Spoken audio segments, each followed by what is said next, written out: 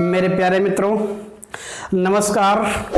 आज हम अपना अगला वीडियो अर्थात वर्णमाला का लास्ट वीडियो लेकर के आप लोगों के सामने आया हूं। इस लास्ट वीडियो में मैं आपको वेरिएबल पढ़ाऊंगा। मैंने आपको बताया था कि जिस दिन आपको या पहले दूसरे वीडियो में वर्णमाला के दूसरे वीडियो में मैंने बताया था कि वर्णमाला को मैं 8 टाइप में डिवाइड करके पढ़ाऊंगा। उसमें से आपका लास्ट टाइप था वेरिएबल या अनियमितता। उसको मैं आज शुरू करने जा रहा हूं। वेरिएबल या अनियमितता ये आपका वर्णमाला का अंतिम वीडियो है। वर्णमाला आज समाप्त हुई। आज के बाद आप जितना मन करे उतना आप इस पर प्रैक्टिस करिए। सारे वीडियो देखने के बाद आप वर्णमाला का कोई भी सवाल लगाएंगे, कहीं पर कोई दिक्कत नहीं आएगी, बशर्ते पूरे वीडियो क्रमवार बिना स्किप किए हुए सब पूरा देख लें। उसके बाद आपको वर्णमाला का संपूर्ण नॉलेज हो जाएगा, ऐसा मैं आपसे वादा कर रहा हूं। लेकिन आप सभी वीडियो देखे हों लगातार और क्रम से देखे हों। आप एक आगे का, एक पीछे का, एक 14वां देख लिया तो एक 9वां देख लिया, एक 5वां देख लिया। इस प्रकार देखेंगे तो कभी आपको पूरा नॉलेज नहीं हो पाएगा। आप पूरे वीडियो देखिए, क्लास 1 से लगाकर आप अंतिम क्लास 17वीं तक देख लें तो निश्चित रूप से वर्णमाला में कोई दिक्कत नहीं आनी है, ये मेरा आपसे वादा है। चलिए आज मैं अपनी बात को शुरू कर रहा हूं। आप देखते हैं कि वेरिएबल में किस प्रकार के सवाल आते हैं। अभी शुरू करने जा रहा हूं। देखिएगा अगला सवाल आपकी स्क्रीन के ऊपर है, मैं पढ़ रहा हूं। लिखा, यदि अंग्रेजी वर्णमाला में 5 अक्षरों को उल्टे क्रम में लिख दिया जाए तो अक्षर ओ के 2 पड़ोसी अक्षर कौन से होंगे। ध्यान दीजिएगा, अनियमितता का मतलब है जिसमें कोई नियम फॉलो ना करे। अभी तक आपने देखा था कि भाई आपका जो था वो वर्णमाला सीधी क्रम में लिखी थी, तो बाएं दाएं से सवाल किस प्रकार बना। वर्णमाला को उल्टा कर दिया गया, फिर आधी वर्णमाला आगे की उल्टी की गई जिसको प्रथम अर्धांश कहे थे, आधी पीछे की उल्टा की गई जिसको द्वितीय अर्धांश कहे थे, फिर दोनों उल्टा कर दी गई थी जिसको दोनों अर्धांश उल्टा क्रम कहे थे। उसके बाद मैंने मध्य में अक्षर देखा कि मध्य से कितने अक्षर होंगे, मध्य में कौन सा अक्षर होगा, ठीक बीचों बीच में कौन सा अक्षर होगा। इस प्रकार की उसमें सारे कोई ना कोई नियम लगा। उन सभी सवालों में कोई ना कोई नियम लगा, लेकिन इसमें कोई नियम नहीं लगेगा। जैसा सवाल कहेगा वैसा मुझे करना पड़ेगा, तभी सवाल आप सॉल्व कर पाओगे। लेकिन फिर भी हम इसको सॉर्ट करने की कोशिश करेंगे। देखना कैसे सवाल को सॉर्ट करेंगे, बहुत ही सॉर्ट हो जाएगा। यदि आप वर्णमाला को पहले लिख लिए हैं तो आप सवाल पेपर मिलने के पहले अंग्रेजी वर्णमाला पीछे रफ कार्य पर लिख लें, जिससे अंग्रेजी वर्णमाला का सवाल तो एक निश्चित रूप से आना ही आना है, तो वहां पर कोई दिक्कत नहीं होगी। और आप वर्णमाला वाला कोई गिनने वाला सवाल आ जाएगा, तुरंत गिन करके लिख देंगे। ऐसी हम आप लोगों से उम्मीद करते हैं। कहीं भी पेपर देने जाएं, कोई पेपर देने जाएं, कंपटीशन का कोई पेपर दें, वहां पर आप वर्णमाला को जरूर लिख लें। रफना पेपर खोलने से पहले आपका पास समय होता है, उस समय में आप वर्णमाला को लिख लें रीजनिंग में। चलिए देखते हैं सवाल क्या करा है। सवाल करा, यदि अंग्रेजी वर्णमाला में 5 अक्षरों को उल्टे क्रम में लिख दिया जाए तो भाई ध्यान दीजिएगा, 5 अक्षरों को उल्टे क्रम में लिखना है तो 5 में पहले डिवाइड कर लें। 5, 10, 15 पर ओ, 20 पर टी और वाई 25 पर। 5 अक्षरों को उल्टे क्रम में लिख दिया जाए तो मैं 5 अक्षरों को उल्टे क्रम में लिख रहा हूं। ध्यान दीजिएगा, EDCBA। उसके बाद ये सब लिखने की जरूरत है नहीं, मैं बताऊंगा अभी लास्ट में। लेकिन पहला सवाल मैं अच्छे से बता रहा हूं, उसके बाद बताऊंगा कि कहां पर क्या कितनी जरूरत पड़ेगी लिखना। बहुत कम लिखना पड़ेगा, अभी बताऊंगा। पहले देख लेते हैं सवाल के हिसाब से। तो क्या है, 5 अक्षरों को उल्टा करना है तो मैंने 5 को उल्टा कर लिया, फिर 5 को उल्टा करना है, फिर 5 को उल्टा कर लें, फिर IHGF, फिर यहां तक लिख लिए, फिर इसको O से K तक लिखेंगे, ONMLK। अब भाई के तक लिख लिए 5 अगले उल्टा करेंगे, TSRQP। उसके बाद 5 फिर उल्टा करेंगे, YXWVU। अब आगे भाई आपके अक्षर नहीं 5 हैं तो यहीं पर रुक जाते हैं। देख लेते हैं कौन सा अक्षर कहा है। लिखा है, यदि अंग्रेजी वर्णमाला में 5 अक्षरों को उल्टे क्रम में लिख दिया जाए तो मैंने 5 अक्षरों को उल्टे क्रम में लिख लिया है। तो अक्षर ओ के, अक्षर ओ कहाँ है, अक्षर ओ के, ये अक्षर ओ था, अक्षर ओ के दोनों पड़ोसी अक्षर कौन से हैं, एफ है और एन है, दोनों पड़ोसी अक्षर एफ एन है, दोनों पड़ोसी अक्षर बताएं, दोनों पड़ोसी अक्षर एफ एन हुए। यही मेरा सवाल का आंसर है। इसको सॉर्ट कैसे करेंगे, सबसे बड़ी बात है, ध्यान दीजिएगा। इन सबको वर्णमाला लिखी होगी, इन सबको हमें जरूरत नहीं पड़ेगी कि उल्टा करें।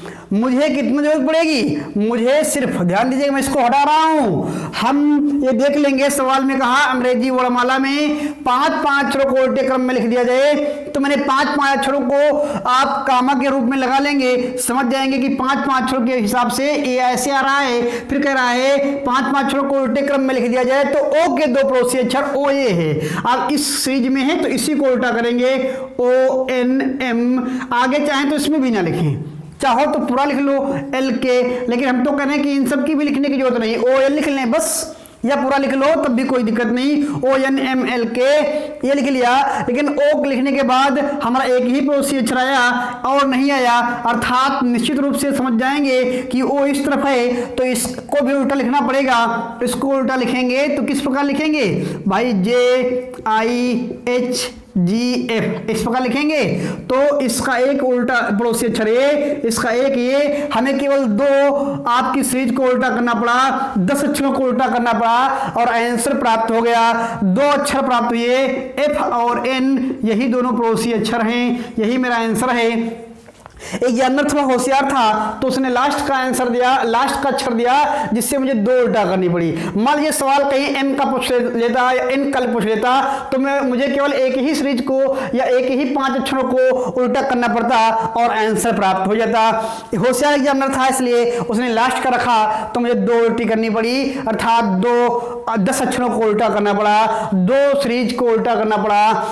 इस प्रकार आप इन सवालों को सॉर्ट कर सकते हो। चलिए इसी प्रकार अगला सवाल और एक देखते हैं। अगला सवाल आपकी स्क्रीन के ऊपर है, उसको जरा पढ़िएगा। सवाल क्या कह रहा है, सवाल कह रहा है यदि अंग्रेजी वर्णमाला में 3 अक्षरों को उल्टे क्रम में लिख दिया जाए तो टी के दोनों पड़ोसी अक्षर कौन से होंगे। भाई ये भी बहुत आसान है, पहले इसको हटा देते हैं फिर हम देखते हैं सवाल क्या कह रहा है। सवाल कह रहा है यदि अंग्रेजी वर्णमाला के 3 अक्षरों को उल्टे क्रम में लिख दिया जाए तो 3 को यदि लिखोगे तो आप 3 के रूप में डिवाइड कर लीजिए। भाई 3 फिर 3 फिर 3 छोड़ेंगे, फिर 3 फिर 3 फिर 3 फिर 3 और फिर 3। हम 3 का 3 नहीं लगाते चले जाएंगे, इसमें भी स्टार्ट करना है। ये देख लो क्या कहा है, 3 अक्षरों को उल्टे क्रम में लिख दिया जाए तो टी की पड़ोसी अक्षर, टी यहां पर था तो यहीं तक देखते, बस बात खत्म थी, आगे क्या लिखने की जरूरत थी। टी के दोनों पड़ोसी अक्षर कह रहा है, देखिए बहुत आसान सवाल। तो इन 3 अक्षरों को उल्टे क्रम में लिखना था, इसी को जो उल्टा लिख ले तो टी की दोनों पड़ोसी कौन से आ गए, यू और एस। केवल मुझे 3 अक्षरों को उल्टा करने के बाद हमें आंसर प्राप्त हो गया, यू और यस होगा, क्योंकि टी का पूछा था पड़ोसी अक्षर, टी के दोनों पड़ोसी अक्षर कौन से थे, तो मैंने केवल 3 अक्षरों को उल्टा किया और टी के दोनों पड़ोसी अक्षर आ गए। इस प्रकार मैं सवाल को सॉर्ट कर सकता हूं। वर्णमाला लिखी हो तो इसको करने में 20 या 25 सेकंड के ऊपर नहीं लगेंगे, बहुत आसान तरीके से आप इसका आंसर दे देंगे। इसी बातों को आपको समझना है, बात समझ पाए? तो ये बहुत आसान तरीका है, इसको आप सीख लीजिएगा, आप अपने हैबिट में डाल लीजिएगा। ये आप लोग ट्रिक जो थी वो न रटनी पड़े, इसलिए ये सब तरीके बताए गए हैं। कितना आसान तरीका है, बताइए ट्रिक से अच्छा है नहीं अच्छा है? हमारा दिमाग का विकास भी होगा, दिमाग का मानसिक आपका जो विकास है, या हम कह सकते हैं कि आपके अंदर एक समझ उत्पन्न होगी। जिस समझ से आप सवाल को करोगे तो आप भूलोगे नहीं, ट्रिक आप भूल सकते हो, गड़बड़ा सकते हो, इधर की उधर उधर की इधर लगा सकते हो, लेकिन ये जब समझ उत्पन्न हो जाएगी ये समझ आप गड़बड़ नहीं करोगे, क्योंकि सवाल जैसा कहता है वैसा तो हम उसी से सीख लेंगे, तो बहुत आसानी से सवालों को लगा सकते हैं। चलिए भाई, इसी में कुछ सवाल और पूछ लिए जाते हैं, कुछ और प्रकार के बन सकते हैं। उन सवालों को देखते हैं। अगला सवाल आपकी स्क्रीन के ऊपर है, सवाल पढ़िएगा। क्या लिखा है? लिखा है यदि अंग्रेजी वर्णमाला के 4 अक्षरों को उल्टे क्रम में लिख दिया जाए तो ओ के बाएं कौन सा अक्षर होगा? अभी तक पड़ोसी अक्षर पूछ रहा था तो दो आंसर आ रहे थे। अब ओ के बाएं पूछ लिया तो इसमें केवल बाएं वाला ही बताना है। अब ध्यान दीजिएगा, 4 अक्षरों को उल्टे क्रम में लिखना है तो इसको पहले हटा देते हैं, तब देखते हैं भाई क्या है सवाल।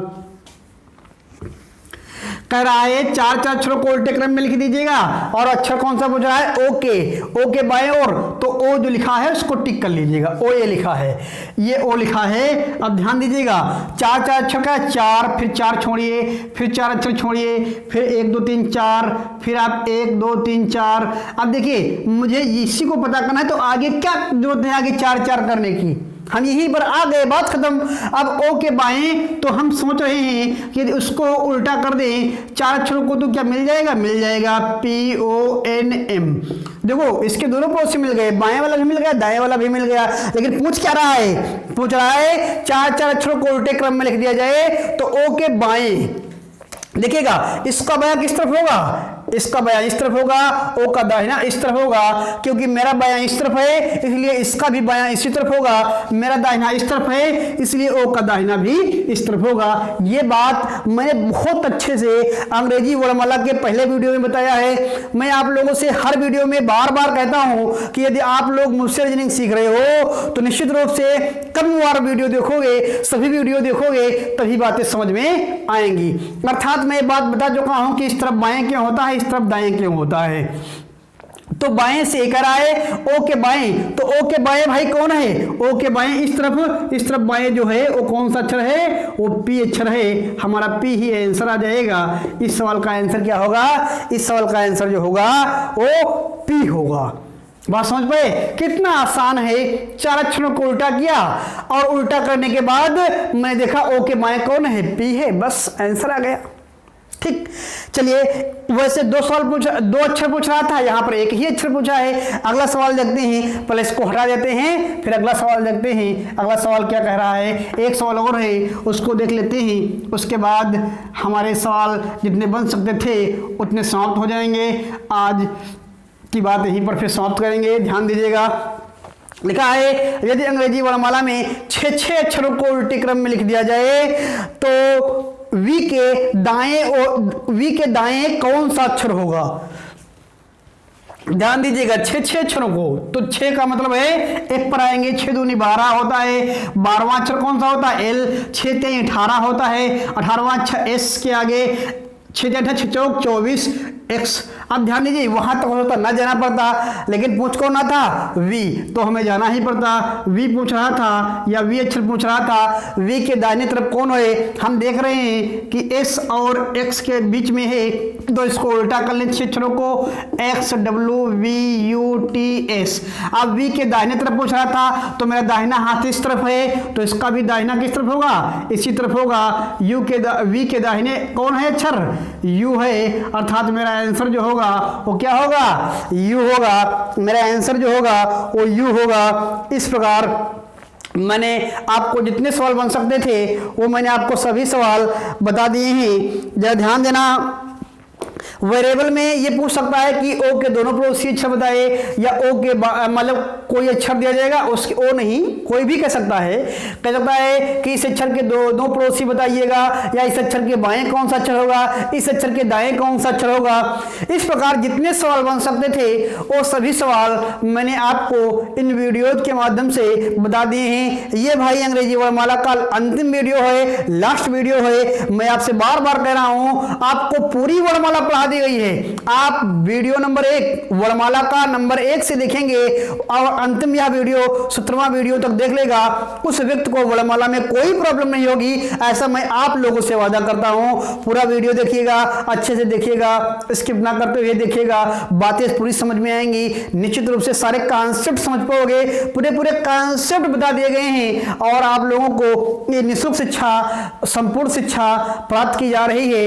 इसलिए इसमें आप लोग सहयोग सहयोग करें, वीडियो को लाइक करें और ज़्यादा से ज़्यादा लोगों के पास शेयर करें। और यदि मेरे चैनल पर नए हैं तो आप इस चैनल को सब्सक्राइब कर लें और सब्सक्राइब करने के बाद आप लोग ज़्यादा से ज़्यादा वीडियो को शेयर जरूर करें, यही आप लोगों से मेरी इच्छा है। चलिए भाई, आज अपनी बात को यहीं पर विराम कर रहे हैं। चलिए, थैंक्स, धन्यवाद।